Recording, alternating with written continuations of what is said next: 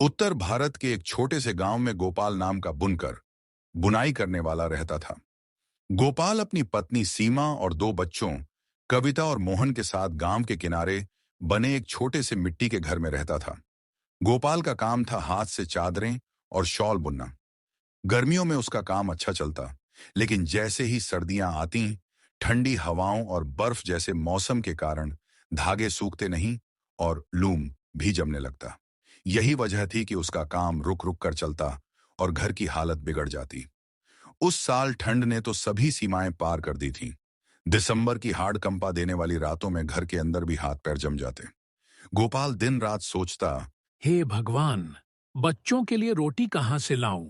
करघा भी काम नहीं कर रहा और धंधा पूरी तरह बंद है। एक रात सीमा ने गोपाल से कहा, जी, इस बार क्यों ना आप किसी और काम में हाथ आजमा ले।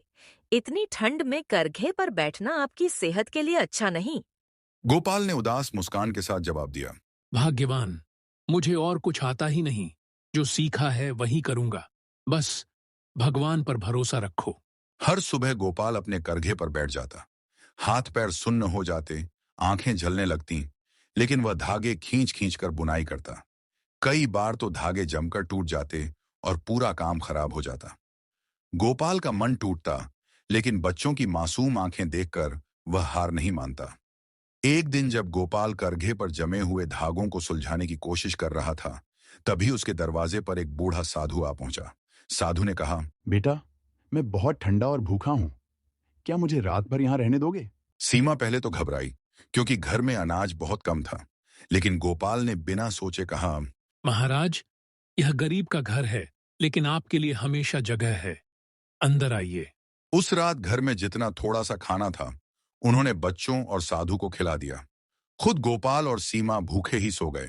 सुबह उठकर साधु ने गोपाल से कहा, बेटा, तुम्हारा दिल बहुत बड़ा है। मेहनत करते रहो, भगवान तुम्हारी झोली जरूर भरेंगे।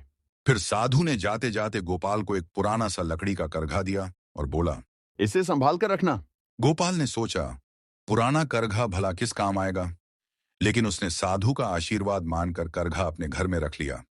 उसी दिन शाम को गोपाल ने उस करघे पर बुनाई शुरू की।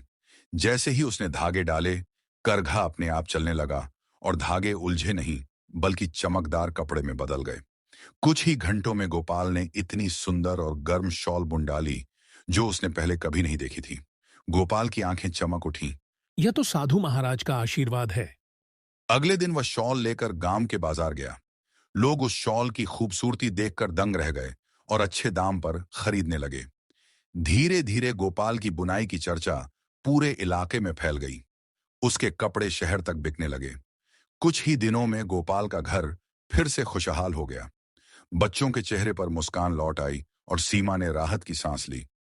गोपाल ने अपनी पत्नी से कहा, भाग्यवान, देखो, मेहनत और दान कभी व्यर्थ नहीं जाते। हमने भले ही खुद भूखे रहकर साधु को खिलाया, लेकिन भगवान ने हमारी झोली भर दी। सीमा ने मुस्कुराते हुए जवाब दिया, हाँ जी, आज समझ आया कि कठिनाई चाहे कितनी भी बड़ी क्यों न हो, भरोसा और इंसानियत कभी खाली हाथ नहीं लौटते। उस दिन से गोपाल हर गरीब और भूखे को खाना खिलाने लगा। उसने यह ठान लिया कि अब कभी लालच या डर में गलत रास्ता नहीं अपनाएगा। मेहनत, ईमानदारी और दूसरों की मदद करने का फल देर सबेर जरूर मिलता है। भगवान उन पर कृपा करते हैं जो इंसानियत को सबसे ऊपर रखते हैं।